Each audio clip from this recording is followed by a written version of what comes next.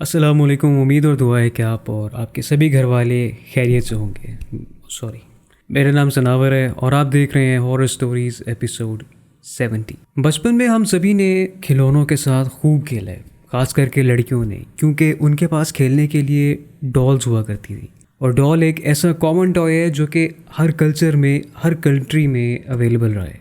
लेकिन इन डॉल्स को सिर्फ खेलने की हद तक इस्तेमाल नहीं किया गया।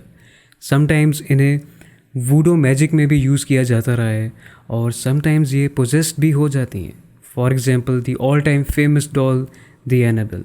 आज की कहानियाँ भी कुछ ऐसे ही टॉयज़ से जुड़ी हैं, कुछ ऐसे टॉयज़ जो कि पोजेस्ड या फिर हॉन्टेड माने जाते हैं और उन टॉयज़ की वजह से इंसानों की ज़िंदगियों में उन्हें मुश्किल का सामना करना पड़ा है। लेकिन जैसा कि हमारे कुरान में कहा गया है कि हर मुश्किल के बाद आसानी है, तो आइए बढ़ते हैं आज की कहानियों की तरफ।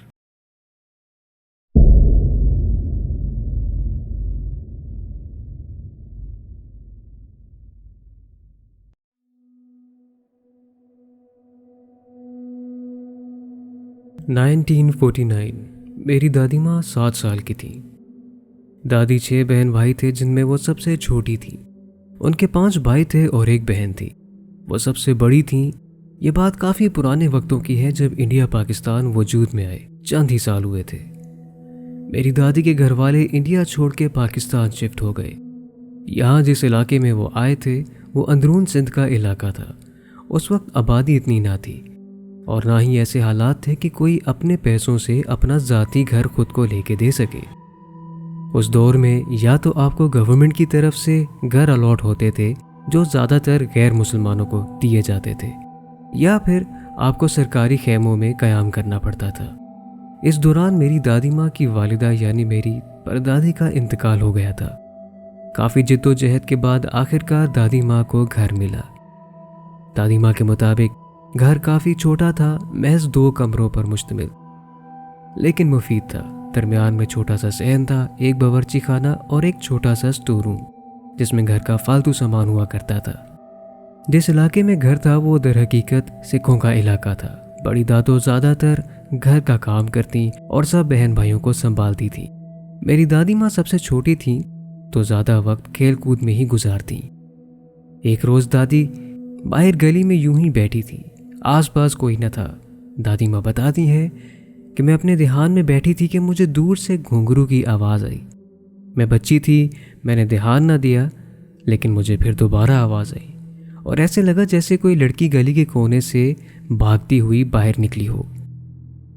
दादी कहती हैं कि यह देख के मैं उठी और गली की तरफ बढ़ी, क्योंकि हम मुसलमानों में लड़कियों के पैरों में घुंघरू बांधना बुरा समझा जाता था और ज़्यादातर नॉन मुस्लिम्स ही पहनते थे।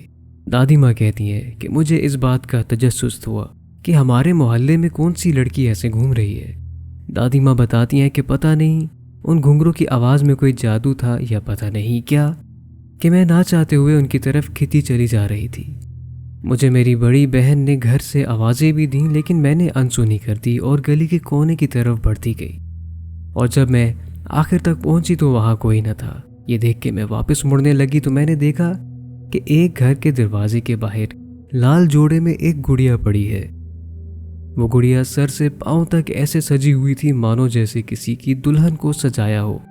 मेरा दिल चाहा कि मैं उसको हाथ लगाऊं। जब मैंने उसे हाथ लगाया तो मेरा दिल किया कि मैं उसे उठा लूं, और जब मैंने उसे उठाया तो बस मेरा दिल चाह रहा था कि मैं इसे हमेशा के लिए अपने पास रख लूं।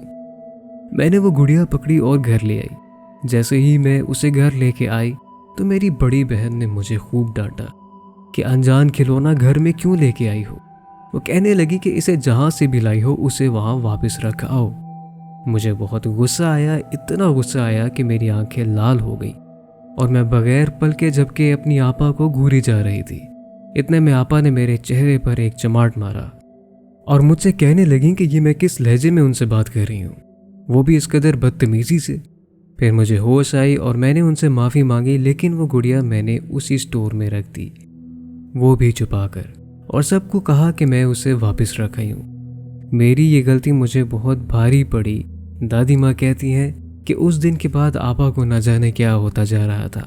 हर रोज़ रात चीखे मारते उठ जाती और कहती वो मेरे सर पर थी।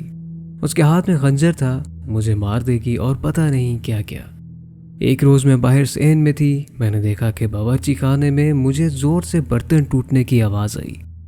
मैं और मेरा भाई हकीम दौड़ के गए तो हमने जो मंजर देखा वो देखकर हमारे पैरों तले ज़मीन निकल गई। हमने देखा कि आपा ज़मीन पे लेटी हुई हैं और उनका चेहरा छत की तरफ है और वो छत को देख के मुसलसल रोए जा रही हैं। मैं तो आपा की ऐसी हालत देख के दरवाजे को लग के बस रोए जा रही थी। मेरे भाई ने आपा को पकड़ा, उनके पैर मरे, लेकिन आपा तो ऐसे जैसे सीधी जम गई हो। उनकी आंखें तक अपनी जगह से हिल नहीं रही थी, मुंह से सफ़ेद झाग निकल रही थी। और इतने में मेरे अब्बा और बाकी भाई घर आए। फौरन आपा को लेके हॉस्पिटल गए। होश आने पर आपा जैसे बिल्कुल चुप ही कर गई हो, ना कुछ बोलती थी ना कुछ खाती थी, खामोश तबीयत की हो गई थी। अब्बा किसी साहिब इल्म को लेके आए जो आपा का इलाज कर रहे थे। घर लाए तो आपा उनको देख के गुस्से से गुर्राने लगी और फिर बेहोश हो गई। साहिब इल्म ने बताया कि हमारे घर में कोई ऐसी चीज़ है जिस पर कोई काला अमल हुआ है जो ख़ास तौर पे आपा के लिए करवाया गया है। उन्होंने हर बच्चे को कमरे में बुला के सवाल जवाब किए। जब मैं कमरे में गई तो उन्होंने मुझसे सीधा यही कहा कि कहाँ है वो गुड़िया, लेके आओ। मैं ये बात सुन के हैरान हुई। मैंने उनको हैरानी से देखा तो वो मुझे देख के मुस्कुरा दिए और स्टोर रूम की जानिब इशारा किया कि जाके वहाँ से गुड़िया को ले आओ।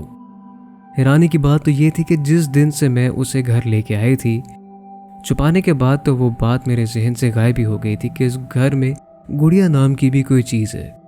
दादी माँ कहती हैं जब मैंने उस गुड़िया को वहाँ से निकाला तो उसकी हालत अभी भी बिल्कुल वैसी की वैसी थी जैसे मैंने उसको वहाँ गली के बाहर देखा था। वो गुड़िया मैंने अबू को दी। साहिब इल्म ने उसे जलाने का हुक्म दिया और एक दो और काम अब्बा को करने को कहे। मज़ीद कहा कि इस इलाके से आपा को दूर ले जाए। अब्बा ने ऐसा ही किया। फिर आहिस्ता आहिस्ता आपा बहुत बेहतर होती गई और इस बारे में हम में से किसी ने कभी दोबारा आपा के सामने जिक्र नहीं किया।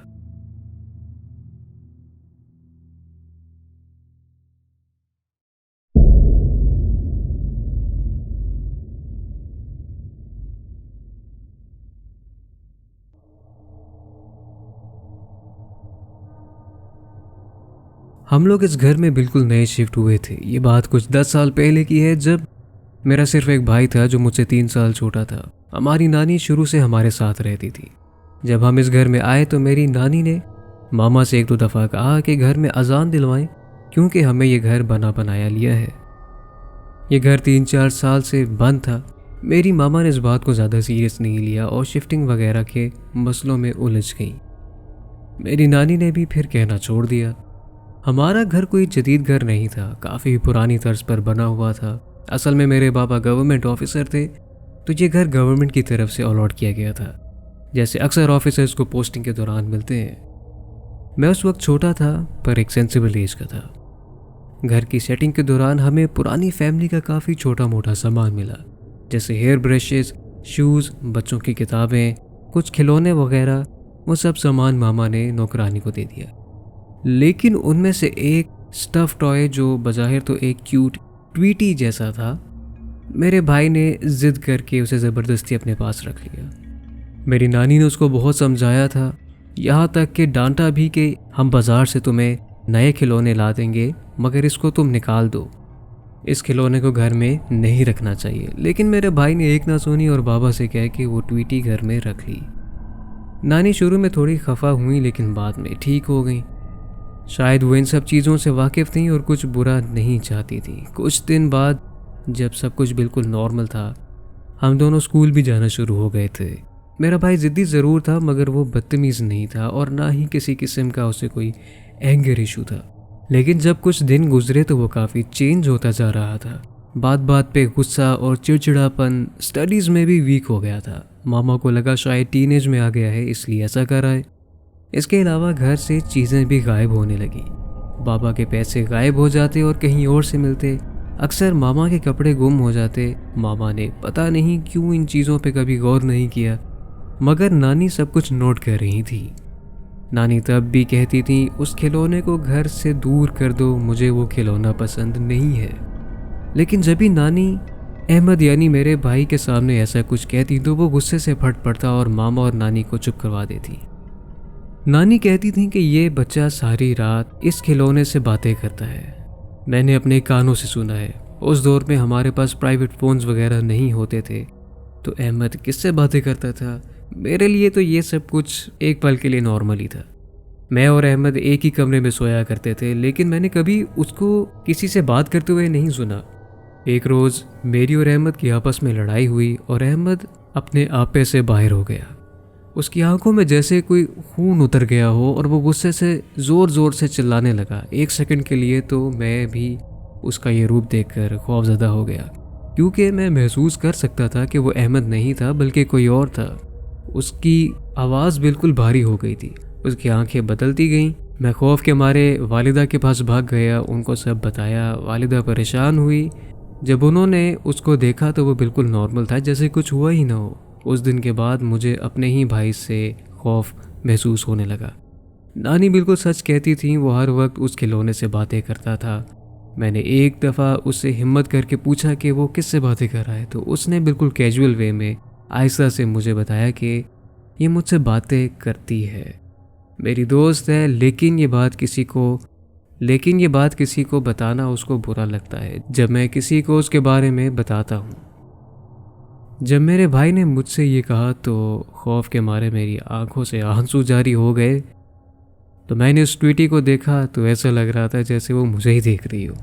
उस दिन बाबा और मामा शहर से बाहर गए थे, उन्होंने रात को लेट आना था। मैं जिद करके नानी के पास उनके कमरे में सोया। रात का वक्त था, ट्वीटी अभी भी मेरे दिमाग में मुसलसल घूम रही थी। मैंने पक्का इरादा किया था कि सुबह वालिदा को मिलते ही ये सब उन्हें बता दूंगा। रात का वक्त था, मैं नानी के कमरे में था और मेरा भाई हमारे कमरे में था। खैर रात का वक्त था, मैं सोने की कोशिश कर रहा था, लेकिन मुझे नींद नहीं आ रही थी। मुसलसल करवट बदल रहा था। जब मैं लेफ्ट से राइट की तरफ मुड़ा तो मैंने देखा कि वो ट्वीटी बिल्कुल मेरे सामने बैठी हुई थी और मुझे घूरे जा रही थी। मुझे कुछ समझ नहीं आई। मैं एक छोटा सा बच्चा था और जो मेरे साथ हो रहा था वो बहुत ट्रॉमेटाइजिंग था मेरे लिए। मुझे आज भी याद है, मैंने ये देख के ज़ोर से चीख मारी और बहुत रोया, इतना रोया कि जब आंखें खोली तो मेरे इर्द गिर्द मेरी नानी, बाबा, मामा सब थे, सिवाय मेरे भाई के। उस रोज़ मेरी हालत बहुत ख़राब हुई। मुझे तेज़ बुखार हो गया था। मैंने उन सबको सब कुछ बता दिया। मेरी नानी ने फ़ौरन मेरी मामा को कहा कि मुझे पहले दिन से ही उस खिलौने से खौफ आता है। बाबा ने फ़ौरन मेरे छोटे भाई अहमद को नींद से जगाया और उस खिलौने का पूछा तो वो बाबा से लड़ने लगा। उस वक्त वो महज 11 साल का होगा, लेकिन उसका वो रूप देख के बाबा भी परेशान हो गए। बाबा ने अगले ही रोज़ किसी मौलवी को घर बुलाया तो पता चला कि जिस दौरान ये घर बंद था, उस दौरान इस घर में अल्लाह की कुछ मखलूक ने जगह ले ली थी। और जब हम इस घर में आए तो उन्होंने उसी पुराने सामान में पनाह ले ली। मेरे भाई ने जब वो खिलौना अपने पास रखा तो वो सब चीज़ें उस पर हावी हो के हमें नुकसान पहुंचाना चाह रही थी। मौलवी साहब ने वो खिलौना अपने पास रख लिया, घर में अज़कार करने का कहा। मेरे छोटे भाई को कुछ आयात पढ़ने के लिए उन्हें कहा, क्योंकि वो चीज़ें दोबारा मेरे भाई के पीछे आ सकती थी।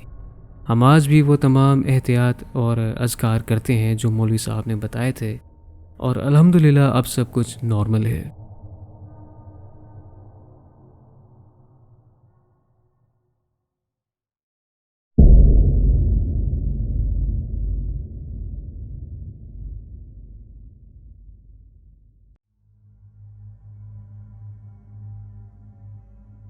मेरा नाम ईमान मसूद है और मैं हैदराबाद में रहती हूँ। आज आपको जो कहानी सुनाने जा रही हूँ वो भले छोटी है, लेकिन वो मेरे साथ हुई है और मैं ही जानती हूँ कि कितना खौफ में मुब्तला हो गई थी।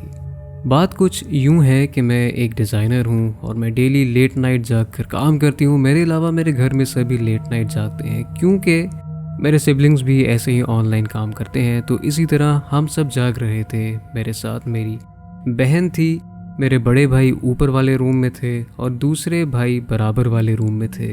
मेरी वालिदा और मेरी सबसे छोटी बहन जल्दी सो जाते हैं और बाकी हम 5 बहन भाई जागते रहते हैं। हम रात भर काम कर रहे होते हैं तो मैं और मेरी बहन हम दोनों साथ टेबल पे बैठे लैपटॉप पर काम कर रहे थे। मुझे थोड़ी बोरियत होने लगी तो मैंने यूट्यूब शॉर्ट्स लगा ली। मैंने यूट्यूब शॉर्ट्स पर देखा कि एक लड़की बता रही थी कि एक हॉरर मूवी है जो बैन हो गई है, क्योंकि जिसने भी ये मूवी देखी है उसके साथ हॉरर सीन्स हुए हैं पहले तो मुझे यकीन नहीं आया उसकी बात पर, लेकिन फिर मैंने अपनी बहन को बताया तो उसने गूगल पर सर्च किया तो वो बात सही थी कि वो मूवी बैन हो गई थी। मैंने फिर यकीन नहीं किया। इतने में मेरा भाई आया और उसने मुझे किचन से खाना लाने के लिए कहा। मैं किचन में बाहर गई और जैसे ही किचन में कदम रखा तो मुझे एकदम मेरी अम्मी की आवाज़ आई, जैसे उन्होंने मेरा नाम लेकर पुकारा हो।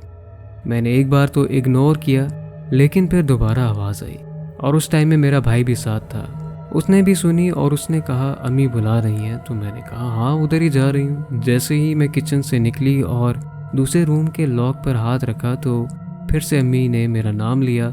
समझे शायद अम्मी वॉशरूम में है। मेरा भाई फ़ौरन वॉशरूम की तरफ गया और आवाज़ लगाई कि अम्मी क्या हुआ है, सब ठीक तो हैं। मैं परेशान हो गई और मैंने रूम का लॉक खोला ताकि मैं अपने भाई को बुला सकूं कि अम्मी वॉशरूम से आवाज़ें दे रही हैं। मैंने जैसे ही लॉक खोला तो देखा कि अम्मी तो सो रही हैं और ये देख के मैं बहुत खौफज़दा हो गई। फिर मेरे भाई ने कहा कि शायद वॉशरूम कोई और है। मेरे भाई ने वॉशरूम का दरवाज़ा बचाया कि कौन है, तो कोई आवाज़ नहीं आई। जब धक्का लगाने की कोशिश की तो दरवाज़ा अंदर से लॉक था। फिर मेरा भाई ऊपर गया, बड़े भाई को बुलाया कि वॉशरूम में कोई है। बड़े भाई आए तो दरवाज़ा आराम से खुल गया और जब देखा तो अंदर कोई भी नहीं था। ये देखकर मैं और मेरा भाई बहुत खौफज़दा हो गए। किसी ने हमारी बात पर यकीन नहीं किया, सब ने सिर्फ मजाक उड़ाया और कहते रहे कि वहम है, लेकिन वहम तो एक को होता है, दो को एक साथ कैसे हो सकता है। ये सिलसिला हमारे साथ हुआ था जो आज भी हमारे लिए काफ़ी नाकाबिले फरामोश है।